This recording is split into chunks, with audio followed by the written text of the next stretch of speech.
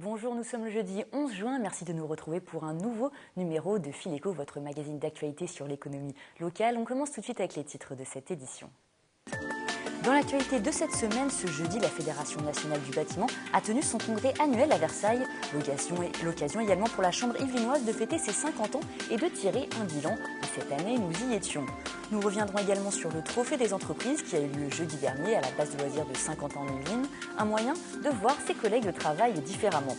Enfin, dans notre dossier de cette semaine, nous reviendrons sur l'innovation en termes de recherche et développement et de mobilité. De nouveaux projets étaient présentés cette semaine lors des Mauvais Audet. Nous sommes allés à la rencontre des entreprises yvelinoises.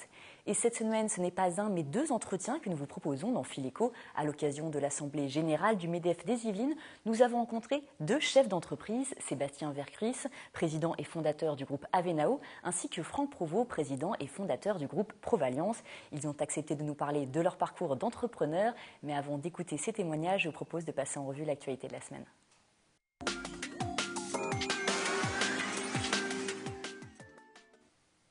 Et je vous en parlais la semaine dernière, le trophée des entreprises s'est déroulé jeudi dernier sur l'île de loisirs de Saint-Quentin en Yvelines. Ce challenge a réuni 150 équipes composées chacune de 3 membres.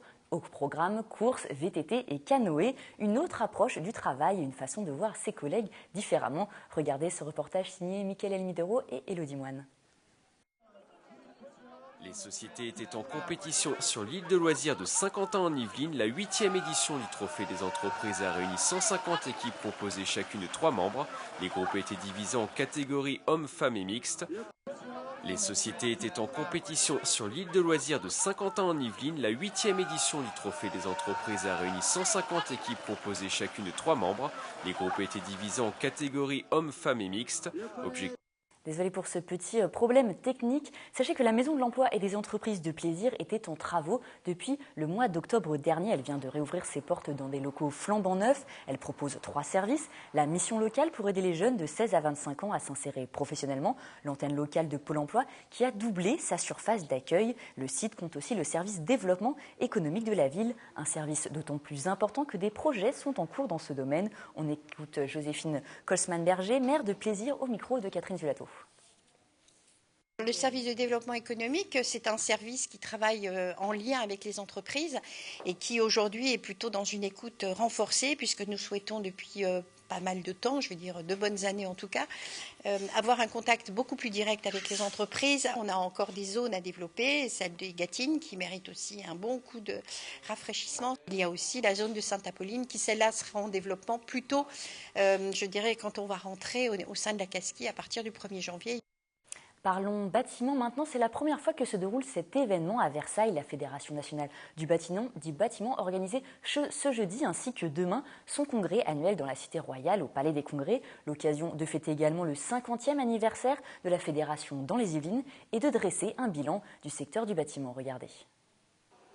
Chefs d'entreprise, artisans, salariés, ils étaient près d'1 millier à se rendre à cet événement.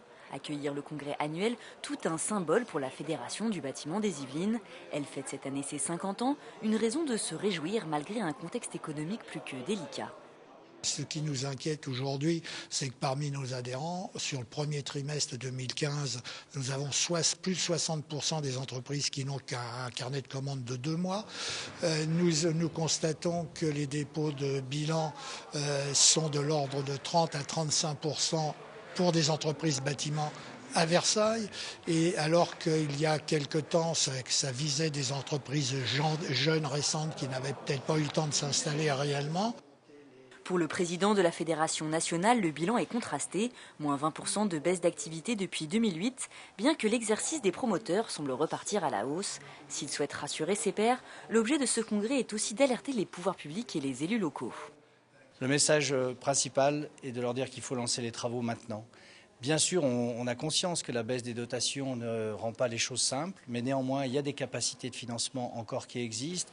Est-ce qu'il ne faut pas regarder comment optimiser le patrimoine qu'ils ont, peut-être en revendre certains qui leur permettraient d'avoir un effet de levier de financement pour en créer d'autres, de continuer aussi la maintenance. Commencer à construire maintenant, mais également lutter contre la fraude au détachement. Telles sont les requêtes de la Fédération. L'enjeu est important à l'échelle nationale comme à l'échelle locale. Le bâtiment représente 10% de l'activité économique dans les Yvelines. Enfin, sachez que demain, Pierre Cogent succédera à Daniel Taravella, le président de la Fédération française du bâtiment des Yvelines depuis 6 ans.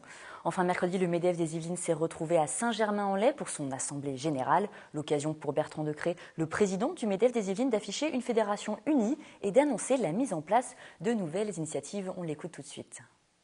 On a annoncé aujourd'hui la naissance du travail fait par la commission financement des entreprises. C'est un travail qui a été très lourd, qui a été fait sur 2 ans par des entrepreneurs qui sont adjoints des commissaires aux comptes, des experts comptables.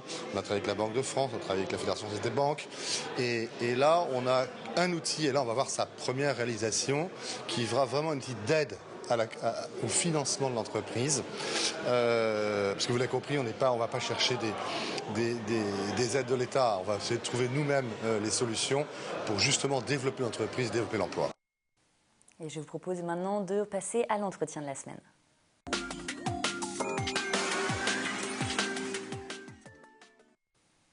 Et cette semaine, nous vous proposons d'écouter 2 témoignages de chefs d'entreprise. À l'origine, ils ont monté une TPE. Aujourd'hui, ils sont à la tête d'un grand groupe et pour eux, tout a commencé dans les Yvelines. Ce sont Sébastien Vercruys, fondateur du groupe Avenao, ainsi que Franck Provost, fondateur et président du groupe Provalliance. Je vous propose tout d'abord d'écouter Sébastien Vercruys. Il est yvelinois et installé à Montigny-le-Bretonneux. Nous sommes ici avec Sébastien Vercruys, président et fondateur du groupe Avenao, situé à Montigny-le-Bretonneux. Bonsoir, vous êtes ici pour intervenir et pour témoigner d'entreprise de votre parcours, c'est bien ça? C'est ça, exactement. Avenao aujourd'hui, c'est environ 170 personnes, 25 millions d'euros de chiffre d'affaires. Nous avons 9 agences en France, donc notre siège social est basé à Saint-Quentin-en-Yvelines, dans le domaine de l'intégration d'outils 3D et de transformation numérique des entreprises. Et donc nous nous lançons à l'international là, depuis quelques temps. Voilà, développement à l'international en étant partie de la pépinière Promopole à Saint-Quentin-en-Yvelines. Alors expliquez-moi, voilà, qu'est-ce que déjà l'histoire d'Avenao? Est-ce que vous pouvez m'en dire un petit peu plus sur votre parcours? Avenao, c'est un groupe que j'ai créé avec mon frère en 2002. Donc nous sommes partis de la pépinière Promopole à Montigny-le-Bretonneux. Notre métier et notre entreprise travaillent autour de l'intégration de logiciels de 3D et de tout ce qui tourne autour de ce qu'on appelle la transformation numérique des entreprises. Et tout ça a grandi petit à petit. Aujourd'hui, on travaille beaucoup, notamment par exemple sur l'impression 3D. Donc dans des domaines destinés aux industriels. Vous êtes ici pour témoigner dans le cadre d'une conférence de la TPE au groupe international. Quelles clés vous allez donner aux gens qui seront présents ici pour vous écouter, pour apprendre de votre expérience? Les clés en tout cas qui nous ont aidés à grandir, c'est le fait de considérer qu'une entreprise, premièrement, notre métier c'est de vendre. On est tous des commerçants, qu'on soit un assureur, un banquier, quelqu'un qui vend de l'informatique comme moi, on est déjà avant tout des commerçants. Et donc qui dit commerçant dit être très proche de ses clients. Le deuxième point, c'est l'innovation. C'est quelque chose qui concerne chaque entreprise. Un boulanger peut innover, un assureur peut innover. Et l'innovation, c'est cette capacité que doit, à mon avis, avoir un entrepreneur de se remettre en question, de remettre en question son marché, d'essayer de transgresser des règles, non pas des règles bien sûr légales, mais des règles d'habitude. Et donc c'est surtout sur ce thème-là que je vais essayer de transmettre mon expérience. En France, en règle générale, les entreprises sont bien accompagnées à leur début. Au bout de 3 ans, ça commence là à être plus compliqué. Qu'est-ce que vous conseillerez aux entrepreneurs qui veulent se lancer pour peut-être éviter certains écueils et réussir un parcours comme le vôtre? Si quelqu'un devait partir de zéro aujourd'hui, je lui conseillerais d'aller travailler dans un domaine sur lequel il est passionné. On a la chance de travailler dans une activité qui nous passionne et qui font qu'aujourd'hui, moi-même et j'espère mes collaborateurs, et je pense que c'est le cas, se lèvent le matin en étant contents de travailler dans le domaine dans lequel ils travaillent. En termes vraiment d'étapes clés d'entrepreneuriat, il y a vraiment des étapes, on va dire, où on ne peut pas passer au-dessus et qui sont très importantes pour justement pouvoir continuer. Parfois, juste l'envie ne suffit pas. La principale chose que je conseille à un entrepreneur, c'est d'être le premier vendeur de son entreprise. Et un entrepreneur, pour moi, c'est pas un comptable. Il y a des experts comptables qui sont là pour nous accompagner, pour faire des business plans, etc. Un entrepreneur n'est pas forcément le meilleur technicien de son entreprise parce qu'on peut embaucher des personnes de la technique. C'est pas non plus un banquier, c'est-à-dire qu'une entreprise, je vois beaucoup de chefs d'entreprise qui mettent beaucoup d'argent et qui ont vraiment du mal à vivre. Et donc un entrepreneur, son entreprise doit elle-même générer de l'argent avec sa propre croissance. Donc conseil numéro 1, être auprès de ses clients pour proposer son offre au quotidien. L'important aussi, c'est peut-être de se faire accompagner. C'est très important dans les domaines sur lesquels on n'est pas des spécialistes, et c'est mon cas, je suis spécialiste de pas grand-chose au final, mais donc se faire accompagner par un expert comptable qui soit vraiment un expert comptable adapté à la taille de son entreprise, par des chambres de commerce, par le MEDEF aussi, qui moi m'a beaucoup aidé dans ma phase de création, mais le fait de rencontrer beaucoup d'entrepreneurs, des personnes qui ont une forte expérience, c'est quelque chose qui aide à réussir et qui en tout cas permet d'éviter quelques erreurs. Selon vous, quels sont un peu les freins aujourd'hui qui peut-être empêchent l'entrepreneuriat d'évoluer en France ? C'est l'administration, la lourdeur dans une entreprise et dans certains domaines qui aujourd'hui sont clés dans le développement de l'emploi en France, le domaine du numérique par exemple. Nous sommes des entreprises sur lesquelles on a besoin d'aller très vite, d'être très réactif, d'être très agile. Et l'administration, les aides, etc. ne sont souvent pas au rythme que nous attendons nous en tant qu'entrepreneurs. Et du coup, bien souvent, ces aides, on fait une croix dessus parce que ça ne va pas assez vite. Vous adhérez au MEDEF des Yvelines, Oui. vous avez justement peut-être un regard sur l'entrepreneuriat yvelinois. Est-ce que ici c'est peut-être plus facile de monter sa propre entreprise dans ce département qui est très actif ? Alors il y a une vraie vivacité dans les Yvelines, il y a des acteurs clés, il y a des zones comme Saint-Quentin-en-Yvelines sur lesquelles nous sommes installés, sur lesquelles il y a une vraie dynamique avec des universités, avec des entreprises, etc. Donc il y a un terreau, il faut savoir le cultiver. Eh bien, merci à Sébastien Vercris pour ce témoignage. Merci à vous. Et notre second témoignage est celui de Franck Provost. Aujourd'hui, son groupe est numéro 1 européen et numéro 2 mondial dans le secteur de la coiffure. Ses 2400 salons installés dans 30 pays du monde accueillent plus de 30 millions de clients par an. Et pour lui, tout a commencé dans les Yvelines. Regardez. Nous sommes ici avec Franck Provost, président et directeur du groupe Provalliance. Vous êtes ici pour témoigner de votre parcours de chef d'entreprise, et car tout a commencé à Saint-Germain-en-Laye, dans les Yvelines, avec votre premier salon. Je suis très heureux d'être ici parce que ça fait pile 40 ans que j'ai ouvert ce premier salon à Saint-Germain-en-Laye. Et donc, pour moi, de revenir aujourd'hui, c'est super, quoi, venir témoigner un petit peu du parcours que finalement, en démarrant avec un premier salon à Saint-Germain-en-Laye, on peut finalement développer toute une belle entreprise, quoi.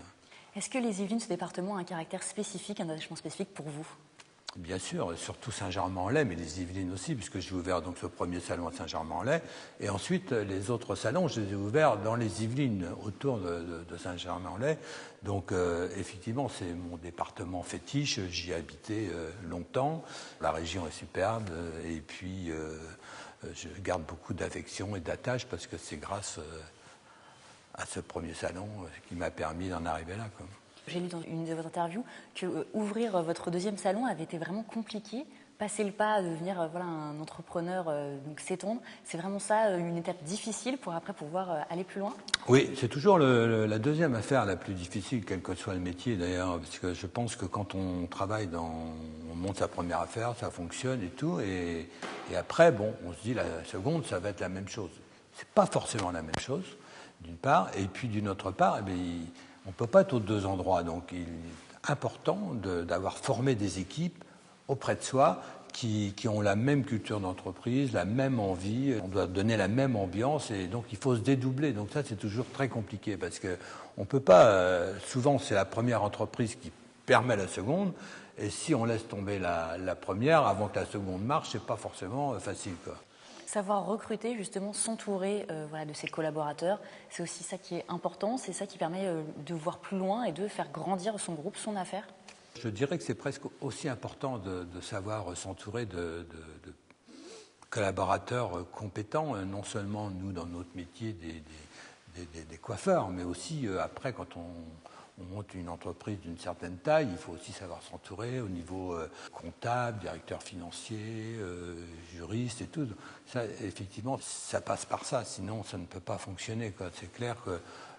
Mais je pense qu'il est important, on a réussi par rapport à son métier, et donc il faut garder ce métier-là et savoir s'entourer de personnes qui correspondent ensuite à toutes les branches, quoi, de ce qu'on va nous demander. Quelle période, quelle étape peut-être retiendrez-vous?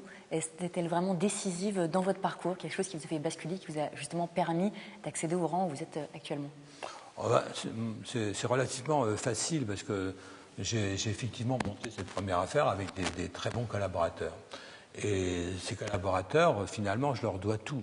Donc, pour ne pas les perdre, moi, j'ai ouvert des nouveaux salons à lesquels je les ai associés. Et finalement, c'est ce qui a permis vraiment cette base du groupe, quoi. Donc, effectivement, c'est capital. Il faut savoir les intéresser pour les conserver, tout simplement, quoi. Vous êtes également entouré de votre famille dans le groupe Provalliance. C'est ce qui vous a permis aussi, c'est peut-être une des étapes, une des clés qui vous a permis justement d'augmenter, de pouvoir aussi faire confiance plus facilement? Alors aujourd'hui, oui, effectivement, je travaille avec toute ma famille. Enfin, ma femme, elle s'est arrêtée de travailler, mais j'ai ma fille qui s'occupe de la communication de tout le groupe et de l'image. Et puis j'ai également mon fils qui a fait son parcours de coiffeur et qui travaille tous les deux à l'administration.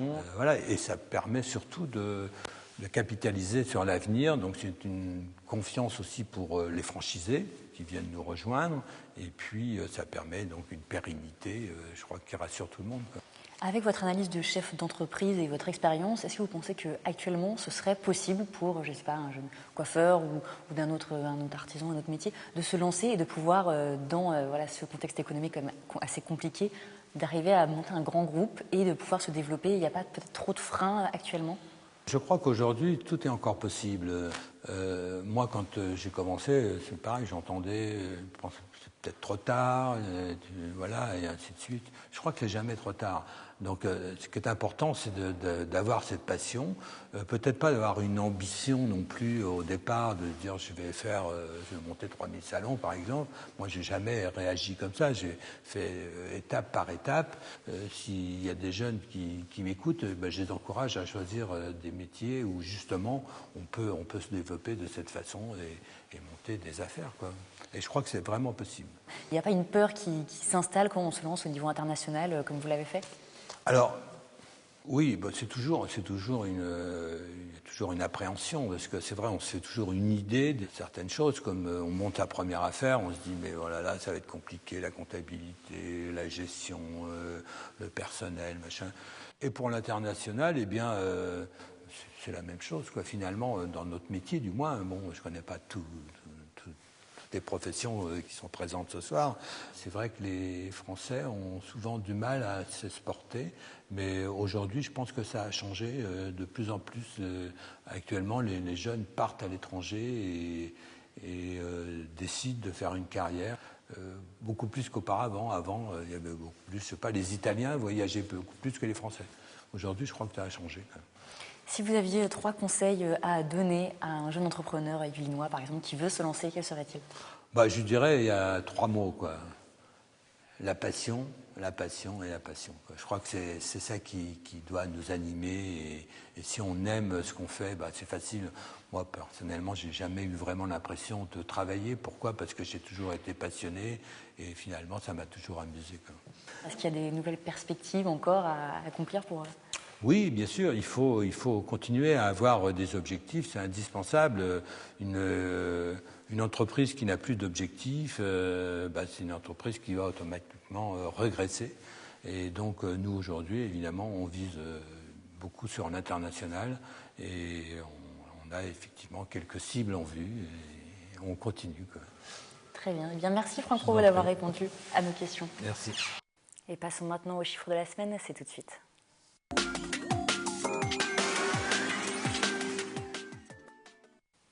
15,5%, c'est le taux de création d'entreprises pour les Yvelines en 2014.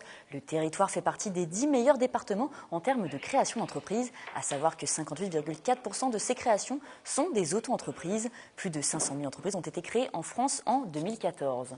Je vous propose maintenant de parler mobilité, transport et innovation avec le dossier de la semaine.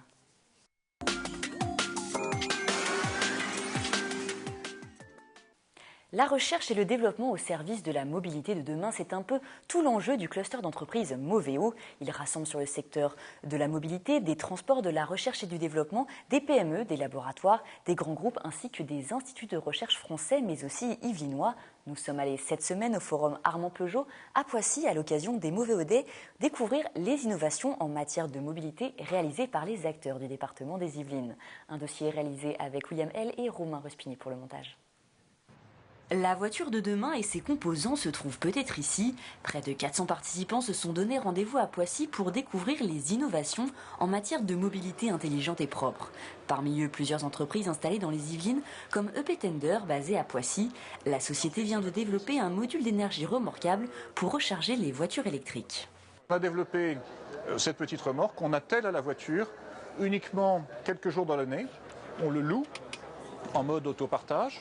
Et donc on ne payera pour ce prolongateur d'autonomie qu'en proportion de l'usage qu'on en a. Et donc à l'intérieur, on trouve un moteur de voiture et une génératrice. Donc vous avez ici le moteur de voiture, évidemment c'est une petite voiture.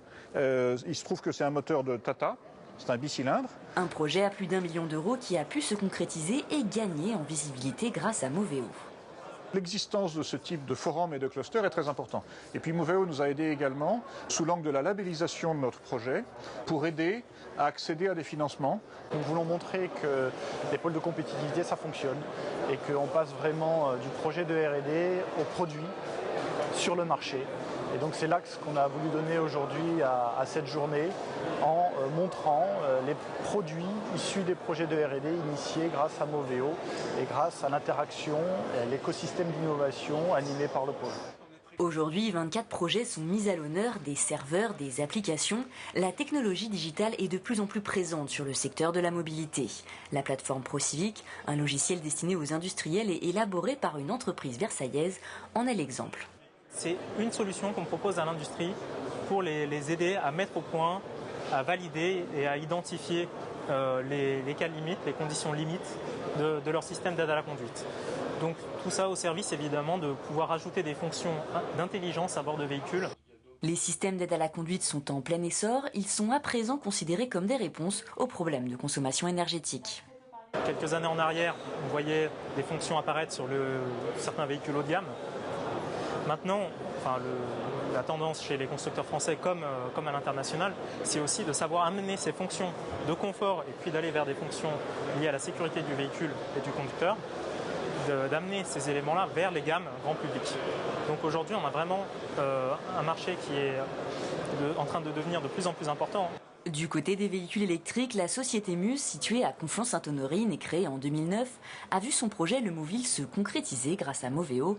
Une quinzaine de véhicules de livraison adaptables ont déjà été vendus. La société a réalisé un chiffre d'affaires de plus de 320 000 € en plus de 2 ans. Une situation qui devrait évoluer positivement selon le président de la société. Toutes les villes réfléchissent à la livraison propre. Et donc aujourd'hui, c'est ce pas-là de la réglementation de la livraison propre qui est en train d'être fait et qui fera en sorte que le marché décollera véritablement. Mais attention, quand on dit un marché décollera, ce n'est pas des milliers de véhicules, c'est des centaines de véhicules. Même si une centaine de Moviles vendus suffirait à assurer la pérennité de cette société de 27 salariés, il existe certains freins au développement de ces secteurs, des problématiques que tentent de résoudre des instituts et organismes de recherche comme VDCOM intégrés au cluster.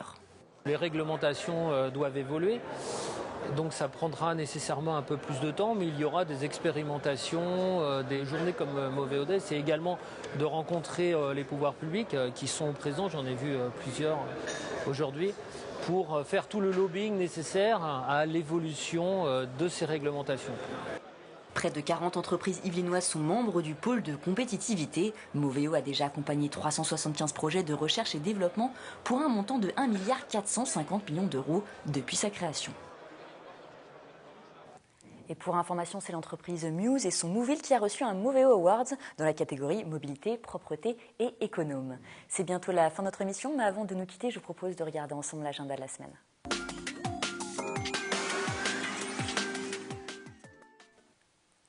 Deux rendez-vous cette semaine à ne pas manquer. BGE Yvelines organise un événement, la première table ouverte aux envies d'entreprendre. À cette occasion, vous pourrez assister à des démonstrations des différents outils et actions que BGE développe pour accompagner les créateurs d'entreprises. Le rendez-vous a lieu ce jeudi 11 juin à partir de 18h à Épône. Enfin, mardi 16 juin à 16h, c'est le lancement du nouveau réseau Plateau organisé par la Chambre de commerce et d'industrie de Versailles-Yvelines. Au programme, des thématiques liées à la jeune entreprise que les membres définiront eux-mêmes selon leurs besoins. N'hésitez pas à vous renseigner auprès de la Chambre de commerce et d'industrie des Yvelines si vous êtes intéressé. C'est la fin de notre émission. Je vous remercie de nous avoir suivis. Je vous donne rendez-vous la semaine prochaine pour un nouveau numéro de Fileco. Je vous souhaite une très bonne soirée.